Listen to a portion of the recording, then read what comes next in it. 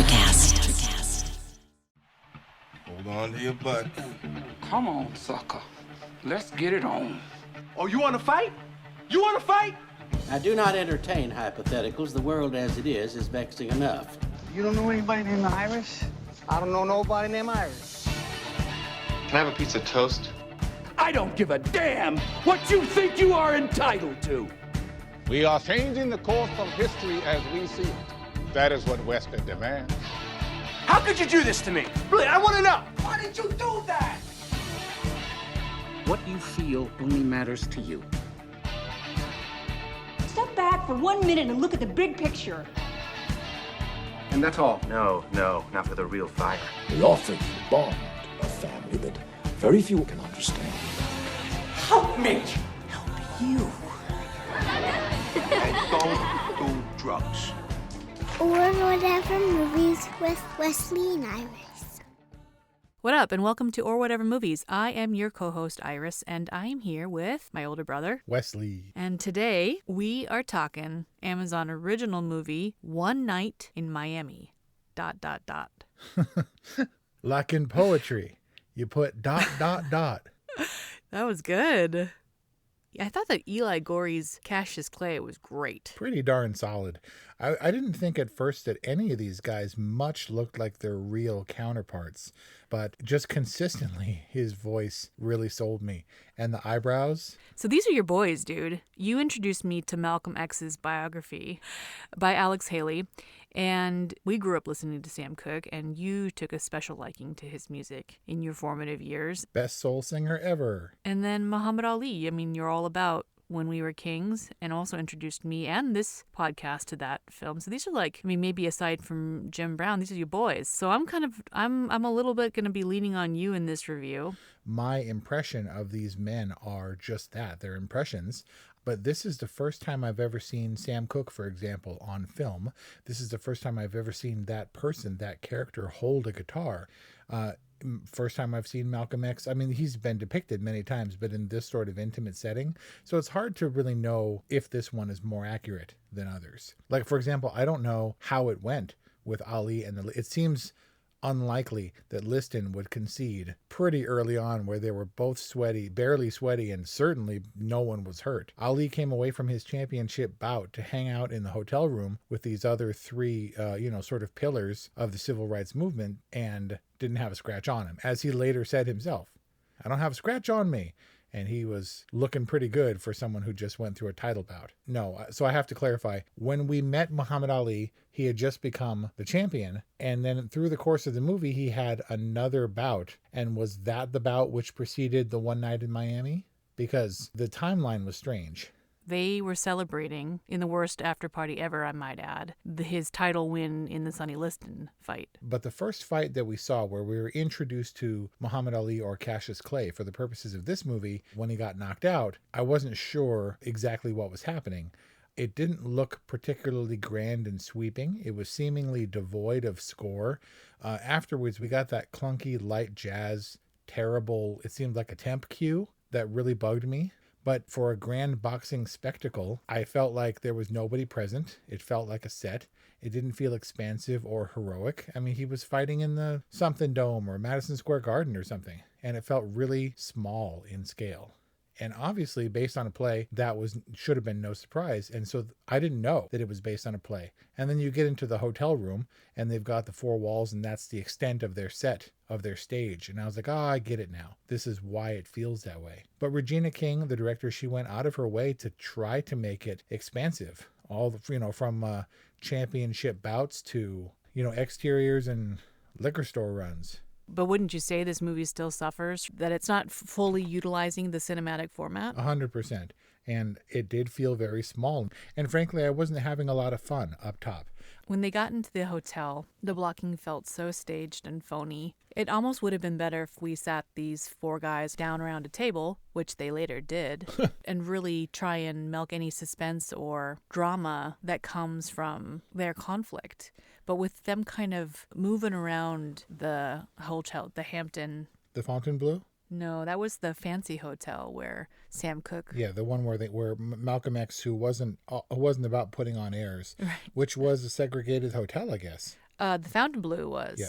And the Hampton House seemed like it was in the Green Book. But it had, for being a modest hotel, it was a fairly nice suite. Not the ideal place for an after party. But that's not what this really was. It was, I don't know what it was, actually. It was supposed to be a celebration, but was it a ruse? It seemed like Jim Brown and Sam Cooke came for a party and were duped. And Malcolm X, I guess, had something else in mind, according to this, fictionalized, dramatized reenactment. And what his agenda wasn't totally clear to me, but they were awfully accommodating. Like, maybe they weren't hiding their disappointment, but they were like, well, I guess this is what it is. And then they just kept on getting pulled into these conversations that Malcolm X was trying to draw out. I felt the same way. I thought, why is this party noteworthy? And why would Muhammad Ali, who's gregarious and precocious, want to sit still with these guys? The only thing I could think was that this was our setting, this was our stage, as the play was laid out, and of like video games where you walk into a room and all of a sudden it's boss level, and then the boss steps out from the shadows and growls and swings the axe or whatever, and you're like, oh, okay, it's time to fight the boss. But why is this boss in this room with no doors or windows? And it's just what you do. You just go in that room and then you're in the boss level. And this was 4 bosses. But Malcolm X is certainly in charge, and he's got his men outside the door, and he seems to have an agenda, and the other guys seem to be caught unawares. Malcolm X doesn't seem like a partier. As they said, he changed and became much more serious, but also I don't know that he has the opportunity. He was obviously scared the whole time and not exactly up for the party scene. So I guess if you're going to go to Malcolm's after your championship bout, which it's not a surprise, I guess, that Muhammad Ali did, or Cassius Clay because he was on the verge of joining the Nation of Islam, if you're like, I've heard about the Hollywood chapter of Scientology, where it originated, let's go hang out, it'll be a blast. And then they're like, are you sure you want to do this? Because it's not fun.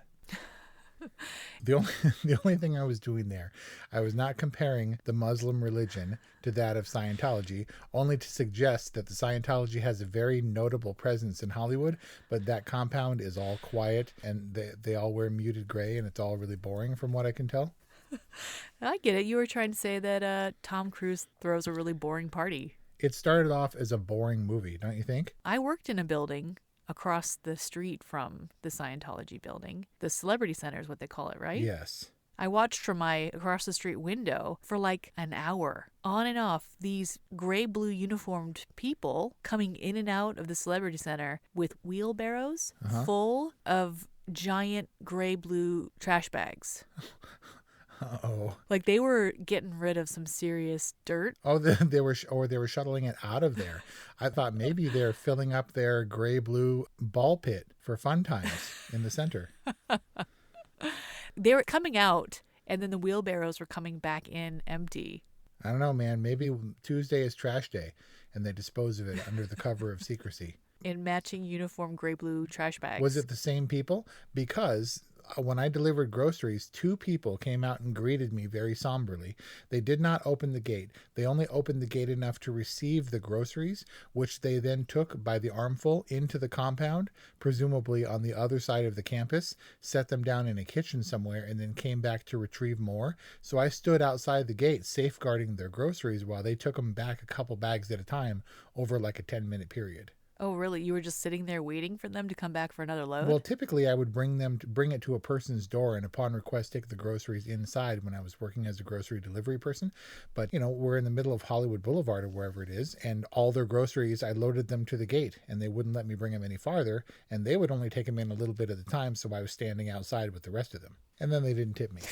Anyway. Oh, womp womp. This is back in the day when grocery delivery was like a thing. Yeah. This was like when Pink Dot was delivering groceries to like high profile, really wealthy celebrity types. Now it's like everybody gets their groceries delivered. I maintained there were only 3 types. There were the people who got a coupon and wanted to try it for the first time because it was cheap. There are the rich people who do it all the time because they either can't or won't go out to a grocery store. And then there's the sick people who need the help. Aww. Or the shut-ins. We digress. I felt like a lot of this movie was anticlimactic, especially up top. And starting, it was pretty ambitious to start on the Cassius Clay fight where he gets knocked out and then see him rise to prominence over whatever time jump that was. But they did their best, I guess. I mean, we weren't just in the hotel room. I feel like it wasn't a full adaptation to screen, but also, did Malcolm X recruit Cassius Clay to the Nation of Islam? I know that they were close associates and that Cassius Clay, his conversion had to, by virtue of the fact that Malcolm died 2 days later, although he announced it. He had his opportunity to back out, I guess, but he didn't embrace the Muhammad Ali moniker until after Malcolm X had died. So however he came to the doorstep of the Nation of Islam, or whatever Malcolm X's faction ended up being after he separated from Elijah Muhammad, I'm not really sure. I mean, maybe he was recruited. He's a very high-profile athlete with a mind of his own who is eloquent and speaks out. Wanted to do more, use his platform for good. What was Malcolm X's supposed agenda? On the surface, it was to celebrate what everyone assumed to be Cassius Clay's victory. But when they got there, it was like, did he really think a gallon of ice cream and like 4 dudes in a room was going to be a party? Or did he have an agenda? And if he had an agenda, what was it other than to get Cassius Clay to commit to his announcement the following morning? I'm not sure, but obviously he pissed him off at one point, and Clay was coming at him and they were going to fight. And that was because it seemed to Clay that he was going to tie him down, to rope him in to the Nation just in time for him to make his break, Malcolm, from the Honorable Elijah Muhammad to start his own faction and use Muhammad Ali as a very prominent figure who had just won the title to usher or add legitimacy to this new operation that he was setting up. Yeah, to help bring people over with him. But the initial plan might have been just like when you have a #1 single at Christmas time and Elton John rings you and is like, come to my Christmas party. And you're like, Elton. And in this case, when they've been, had been friends before and you win the title bout, your spiritual advisor invites you to come on by. We got Jim Brown and Sam Cooke coming. You should come on over. This is really what rich, famous people do. They're like, you're rich and famous. Let's hang out. Malcolm X wouldn't have a lot of friends when he's in Miami, and his other high-profile famous friends also understand what it means to have to or to try to avoid the spotlight. Not Muhammad Ali, who is just itching to preen after his title win. Yeah, I think you gather because you understand the constraints of that lifestyle. In addition to the benefits, it just happened in this case that they were in the South and kind of had to lay low to an extent and decided to lay low together. Mom and I watched this together. And Mom loved it, got really fired up about it afterward, went on this rant about how the injustice against Black people is crazy and to this day it's still happening. And she's like all fired up and like went to bed and couldn't sleep. But she was like, how did they know what these men talked about? Someone must have recorded the story, right? And I was like, I think it's fictional. I mean, there's evidence that these 4 men were together, but nobody knows what happened. It's dramatized and it's fictionalized, right? Like what happened behind closed doors? No, they had a drone flying overhead, just like they did for the 2 popes. The 2 popes, which could have been and should have been so boring. Whereas you have these electric, powerful, charismatic characters, and you put them together in a room, and it's like they cancel each other out in one night in Miami. But the popes were surprisingly engaging.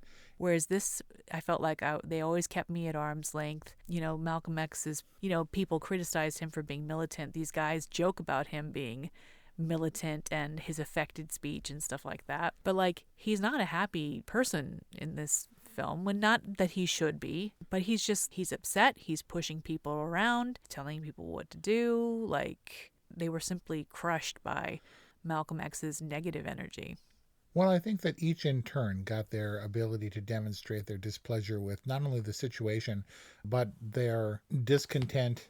Even if Malcolm had to pull it out of them, each of them were discontent with their everyday lives. I don't think it was a coincidence that they were all struggling with what they were, kind of in the South. We got our glimpses of each of these 4 dudes, and for the principals, for Malcolm, Sam, and Cassius, I don't feel that the setups were necessary for me, but they were for Jim Brown, who I don't have really any basis of. I didn't know him as a football player or as an actor.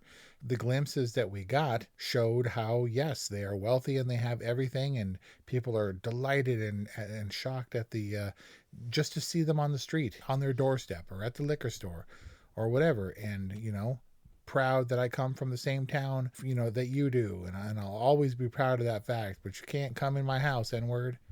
And that was so abrupt and shocking that I literally jumped. I was like, oh, wow. It was completely unexpected because Beau Bridges sucked you in with his adoration for Jim Brown. Was it genuine, his adoration, or was it some kind of weird, manipulative... I honestly think it's just, this person is great, but this person is separate. Life is hard, but finding a really great podcast makes the days go by so much easier. Hi, my name is Blue Telusma. I'm a writer, an emotional intelligence coach, and the host of Humanize with Blue Telusma, a podcast where we believe that when you humanize everyone in the room, a great conversation is almost guaranteed. Join us every week here on Electricast as me and my guest co-hosts unpack big topics and interview even bigger personalities with a sense of humor and a dash of mischief. If you're looking for a new best friend in your head, we've got you covered. Electricast. There was a clip floating around YouTube. It was like when you find out that the singer of your favorite song is black, and it was someone who sounded white, like Sam Cooke did in some instances. When he was with the Soul Stirrers and did his gospel thing, it was more soul music, whereas You Send Me and some of his hits were crossover hits, where some people could have mistaken him for a white person. And I don't recall what the song was, but you can see the visible frustration on the audience's faces, where they were like, I don't know if we should be singing along and loving this black person's music. I thought it was a white guy, and they're all bummed out. At the Copacabana, where Sam Cooke is already a legend and they're like dismissive toward him? Is that what you're talking about? Yeah.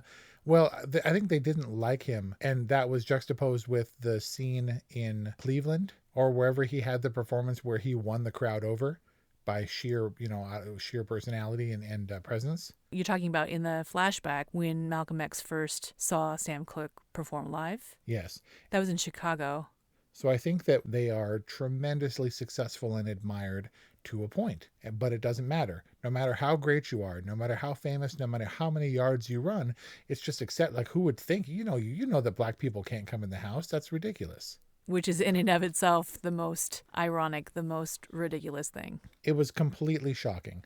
And I didn't feel like we got a really good glimpse of these characters as people so much as we did the weight that was on them by the time they arrived at the hotel room. They each had their individual pressures, but I didn't get a full glimpse of the people themselves for the longest time, and that was frustrating. They were at a boring party, and it seemed like they were constrained when I wanted to know about them, but they were sort of carried along with this strange confusion and the strange ire that came from Malcolm at the very end of his life. As he was portrayed here, he was constantly hounded, ultra paranoid about white dudes outside of his hotel room because somebody had thrown torches through the windows of his home. Well, yeah. They're just sketches. They're characters of the real people. And in that way, I kind of finally came around. It was like the Breakfast Club. These people only came together because of a certain scenario. And each character in turn has their little outburst, their moment to shine.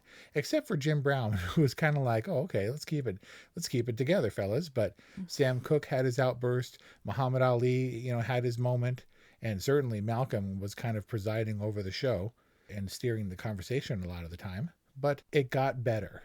Sam Cooke's Bobby Womack story, in response to Malcolm X's allegations that he was just, what did he call him? He said he was a monkey dancing for the organ grinder to the white folks. Yep, the organ grinder rears its ugly head again. Resurfaces from Mank.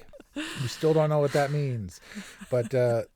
But his rebuttal about Bobby Womack and how through the back channels of music publishing and the rights helped him make the money that would enable him to support black artists was a good rebuttal. And he kind of shut Malcolm X down in that way. But the movies seem to suggest that Malcolm X exposing Sam Cooke's missed opportunity, did have an impact on Sam Cooke. this night. Yes. And that it changed not only Sam Cooke, but the world, the listening world for the better. Well, that's the idea, right? That this night is an understated magical catalyst for many things. This was the night where Malcolm X got some perspective on his struggle and how it wasn't just about, we got to fight. People are dying every day and you got to fight and you got to do the black and white stuff that Sam Cooke was talking about, or maybe it was Jim Brown was talking about. He kind of softened his approach and let Muhammad Ali or let Cassius speak for himself.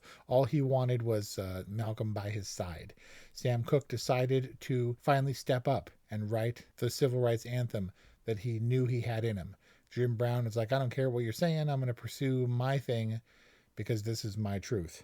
It was inferring that this one night was the cause of all of that, this connection. Did Jim Brown affect change through his acting career? I don't know. Because I have no reference for Jim Brown. He wasn't really on my radar. So the splash he made must have been personal.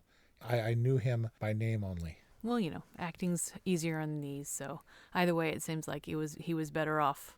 You know that painting, or it's not really a painting, it's like a cheesy wall hanging of Elvis Presley and James Dean and Marilyn Monroe and Marlon Brando all hanging out in the corner cafe playing pool? That thing has a name, right? They hang out in lots of different fictional settings, but yes, I know what you're talking about. Nighthawks. Something like that. And this movie was a little bit like that. I mean, Malcolm X died 2 days later. Sam Cooke was dead by December of that year. Jim Brown's still around. He's the last one. We have to examine this on how well it works as a movie. I have a real soft spot for Regina King. I think she's great and has been great since the mid-90s when I discovered her and know her from movies like Jerry Maguire and Enemy of the State when she was doing all the acting stuff. Now, of course, she's on Watchmen, and she won her Oscar for Best Supporting for If Beale Street Could Talk, which is the only good thing about that movie. I was like, I really hope she wins. Holy cow, she won. That's amazing. And now she's directing. Good for her. And I think that she did her darndest. I think she did a damn sight better than the dude who directed Ma Rainey's Black Bottom did. Ultimately, it comes down to, all right, we finally get our footing in this world. It doesn't really feel expansive enough to me. You got to fill it. You got to make it feel cinematic. And when they don't do that, you finally come around in the end and you focus on the characters. And honestly, I struggled all the way to the end. It was like these larger-than-life legends where I felt like we did penetrate a little bit to something I didn't know about these guys. I've never seen a biopic about Sam Cooke, and didn't know what the guy was ever like. And I feel like I got a nice glimpse. Did you see Midnight in Paris? Woody Allen? All the writers? Yeah, and Owen Wilson stumbling around and ends up at Gertrude Stein's party, and you get glimpses, and you identify them by those glimpses and those telltale ticks and signs. Right? And you're like, there's Gertrude Stein. Well, how do you know? And there were all those hallmarks. Everybody had their little beats, I think, I'm not sure about Jim Brown, that made them readily identifiable. When celebrities float in and out of movies or make appearances, you're like, do you know who that was? And you can tell by the jacket and the hairstyle or whatever. And we got a lot in Muhammad Ali's face. And I think that kid did a great job for a 22-year-old just coming into his own as the champion of the world. I thought the mannerisms were good. The voice was spot on. I think he looked enough like him to where I was really happy. Leslie Odom Jr. is maybe the only person who can play Sam Cooke convincingly. And still, when he opened his mouth, I was like, ooh, that's not quite Sam Cooke. You mean when he was singing? Because he was fabulous. He was fabulous, but he wasn't Sam Cooke. I mean, it's hard to look at Leslie Odom and not think of Aaron Burr. Like, it took me a good solid maybe hour before I could shake off his Aaron Burr smarminess and enjoy him as Sam Cooke. Hamilton is the only thing, in fact, that I know Leslie Odom Jr. for, so I can see what you're saying. I know him more by his voice, which is light and pristine and crystalline, but it doesn't have the soul, if you'll pardon that expression, of Sam Cooke. There's a little bit of grit, a little bit more pain and heart in Sam Cooke's voice that Leslie Odom doesn't have. He's very technically proficient, like Celine Dion, who I hear, and I'm like, oh, there's not an ounce of heart in there, but she's still technically brilliant. Maybe we should get some boxing experts to weigh in on Eli Gore's punch. Pretty rough. I mean, it was like Godfather level punching. I think at one point he reached out, he overextended just to be able to tap the dude on the nose with his glove. No wonder Ali wasn't hurt in those bouts. Maybe this wasn't Regina King's strong suit, was the boxing scenes, but she gave it her best go to tell the story and to carry it along. I think that it's certainly an intriguing concept to take these 4 legends, icons in their own realm, and kind of strip them down and humanize them in this very intimate setting. And if you do it the right way, it doesn't matter how close their impression is, how closely they resemble the person, as long as you feel it. And I feel like I'm getting closer to what it was that didn't work for me. When you take these legends and you strip them down to this very human, relatable level, it's almost like, well, why not just get 4 dudes who perhaps more empathetically bear the weight of the world, the plight of the everyman, or the plight of the black man. Stripping these guys down, it didn't matter who they were. We were supposed to draw so much weight from who they were historically that I felt like didn't translate. You're saying that you perceive these civil rights era titans. Mm-hmm. I mean, this is what I've been saying about the Breakfast Club and things, where you get just 4 normal people who come together and we come to learn how they're special and what their deficiencies are.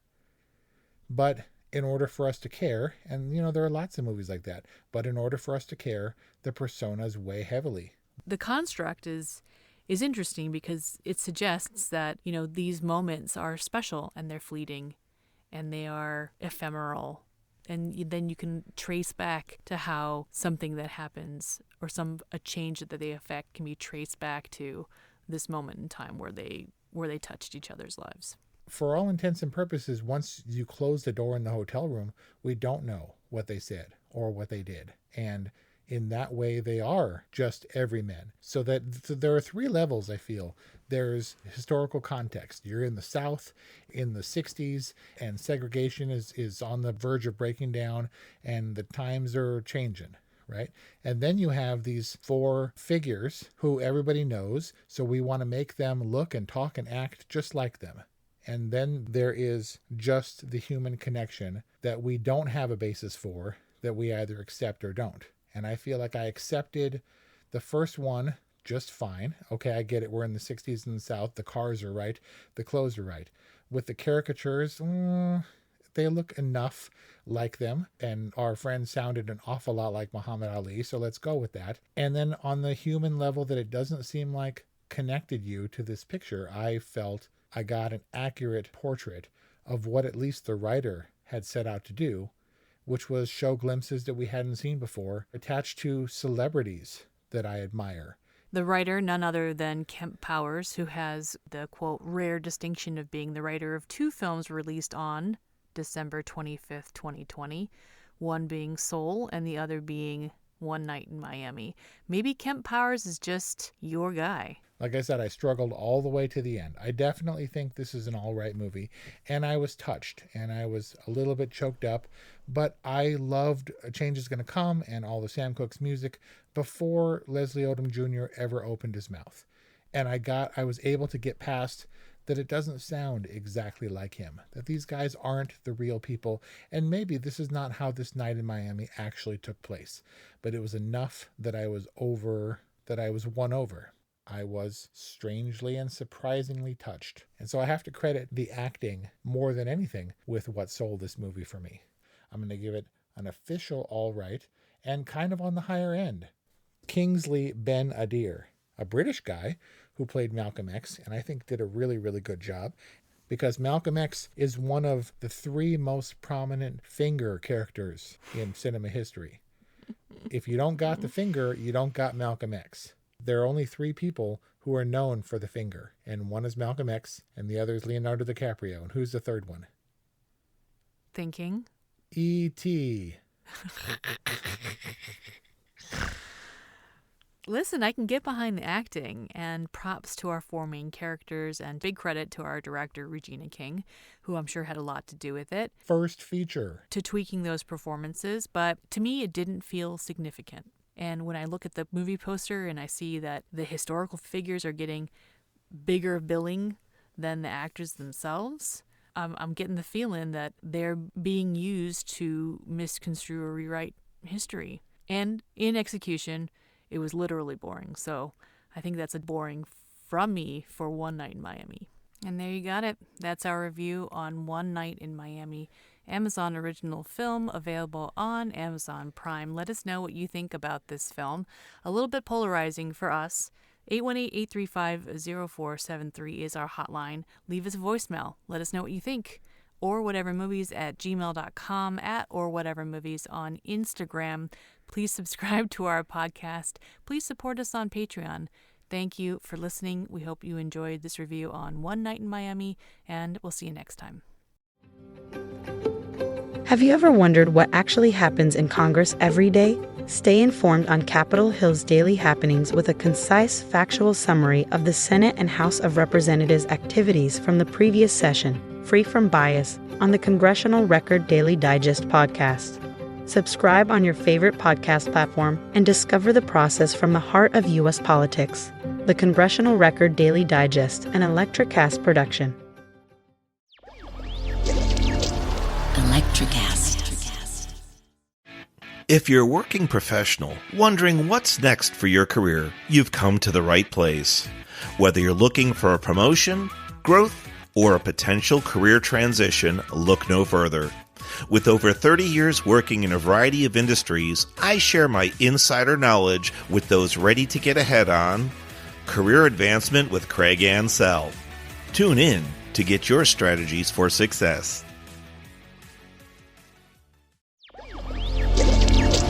Electricast.